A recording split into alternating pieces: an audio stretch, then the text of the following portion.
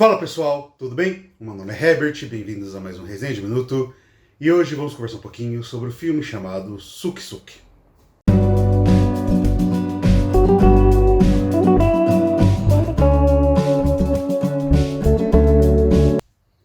Bom pessoal, Suk Suk, Um Amor em Segredo, é um filme de Hong Kong, ou chinês, né? Não vou entrar nessa briga política, que ele estreou em 2019, no final de 2019, mas é aquele tipo de filme que não teve grande distribuição, porém, através da Vitrine Filmes, o filme agora entrou no catálogo da Netflix recentemente e vale muito uma olhadinha. Por quê? Vamos comentar isso ao longo do vídeo, mas antes eu convido vocês a se inscreverem no canal, caso não sejam inscritos ou inscritas, deixem um like nesse vídeo para fortalecer o trabalho, bem como dê uma olhadinha na descrição para me seguir lá através dos links no Instagram e para conhecer os meus livros, que para quem não sabe eu sou escritor, escrevo fantasia, suspense policial e terror. Sem mais delongas então, vamos começar com a sinopse. Aqui em Suk Suk, a gente vai acompanhar a história de dois homens já ali na sua fase idosa, que é basicamente o Park, que ele é um motorista de táxi, e o Roy. Qual que é o contexto de vida de cada um deles? O Park, ele tem, digamos assim, uma vida já bem estabelecida, né? Ele, digamos assim, não conquistou luxos financeiros, porém conseguiu pagar todas as contas, por mais que a sua família vive ali sempre num, digamos assim, malabarismo financeiro para poder se equilibrar. Isso é algo frustrante, principalmente para sua esposa. E agora ele leva a sua vida ali como aposentado, mas continua dirigindo seu táxi porque é um dos poucos momentos que ele tem realmente de liberdade, né? Ele mesmo diz. Além do fato de que a sua filha já está, né, na fase adulta e está prestes a se casar, e esse casamento não é bem visto pela mãe dela, né, no caso a esposa do Park. Já o Roy, ele também é um homem ali já entrando na fase, né, da terceira idade, já sendo uma pessoa mais idosa, e que no caso ele também é aposentado, ele foi pai solteiro durante toda a vida, e ele tem uma relação tanto quanto complicada ali com seu filho, já que seu filho não considera mais que seu pai tem total autonomia, né, para viver, digamos assim, sua vida. E no caso, vive no mesmo apartamento o Roy, o seu filho, a esposa do seu filho e a sua netinha. Então ele tenta se integrar ali no ritmo da família, mas ele parece um pouco deslocado. Além do fato, né, dele ter um vínculo religioso muito grande. E isso é importante para algo que o filme vai tratar, que é o principal escopo do filme, a principal camada dele, que é o fato de que o que une esses dois homens não é necessariamente esse contexto de vida de serem já homens mais maduros, etc. É o fato deles serem homossexuais numa sociedade extremamente conservadora como a de Hong Kong, que já existe um preconceito muito forte, né, ali em relação a pessoas gays no geral, pessoas, né, de que se enquadrem em qualquer sigla ali do LGBTQIA+, como um todo. Mas imagina se esse preconceito já existe, né, com pessoas mais jovens, pessoas idosas, pessoas com famílias formadas, como é o caso deles, que tiveram que a vida toda esconder seus sentimentos, esconder as coisas que eles sentiam. A sociedade realmente tem uma dificuldade ainda maior de aceitar. E é tudo isso que a gente vê, porque o acaso une esses dois, né, eles se encontram por acaso, e aos poucos começam a desenvolver uma relação, porque ali, né, uma relação no caso escondida, mas porque eles criam um vínculo afetivo entre eles, e é isso que o filme vai nos contar. Não vou mais falar da história em si, porque realmente não quero estragar a experiência de vocês com spoilers. Sendo assim, vamos comentar um pouco do filme como um todo.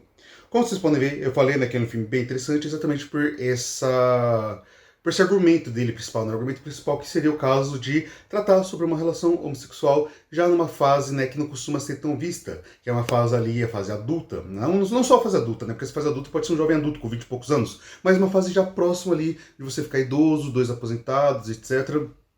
Então, é um estilo de relação diferente, a forma como eles expressam um amor diferente, até porque eles têm que viver isso às escondidas, mas porque a vida toda eles vieram de uma geração diferente, um estilo diferente. Então, é algo bem difícil, né, para eles, e é muito interessante acompanhar a vida deles, claro, não pelo sofrimento deles, mas para fazer um estudo de sociedade, um estudo de amor realmente, porque o amor entre eles é muito sigelo, né? É algo muito recíproco. A gente vê como eles gostam realmente de um estar com o outro, como aquele momento para eles é um momento de fuga de tudo aquilo. Não que eles não amem as famílias deles, dá pra ver que o Roy ama o filho dele, ama a sua netinha, dá pra ver que o Parker tem um carinho muito grande, né, pela própria filha. Ele não fica, né, pesando no caso da filha se casar que nem a esposa dele. Então, eles são pessoas que só buscam uma liberdade que talvez eles nunca tiveram.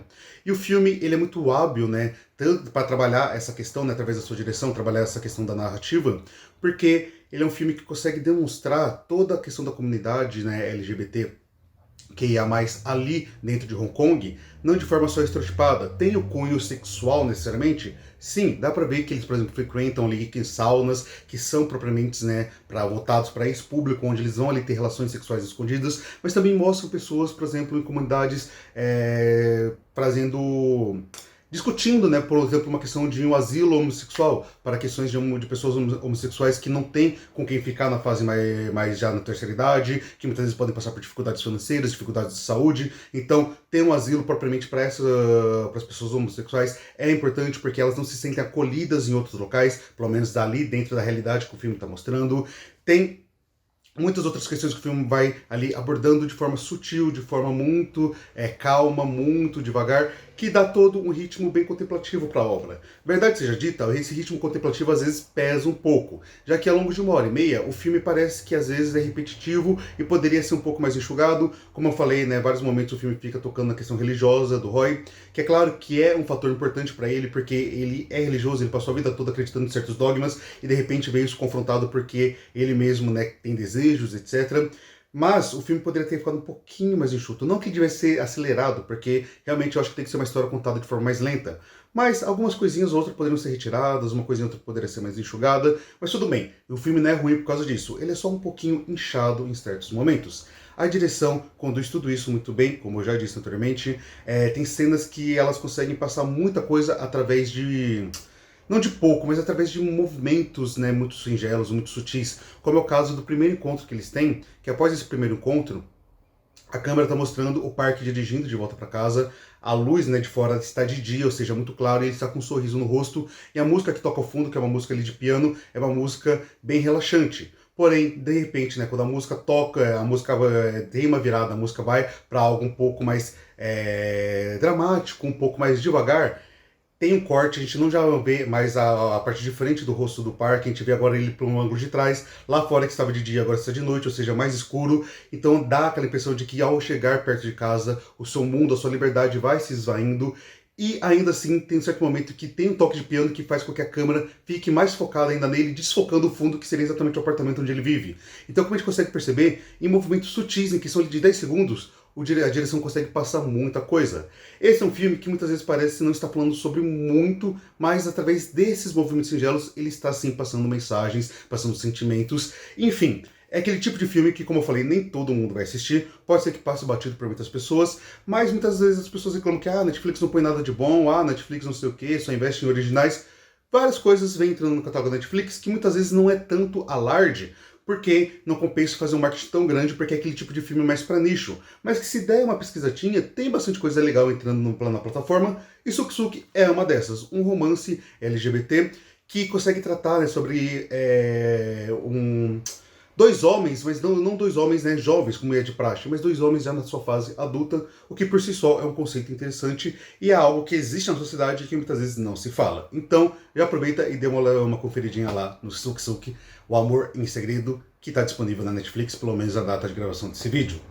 Bom, pessoal, era isso que eu queria comentar com vocês hoje, espero que vocês tenham gostado. Se gostaram, por favor, se inscreve no canal, deixa o like, comenta e compartilha se puder, porque tudo isso me ajuda demais, faz o canal crescer no YouTube. Na descrição tem minhas redes sociais e o link para meus livros. Vejo vocês no próximo vídeo, fiquem bem, até a próxima e tchau, tchau!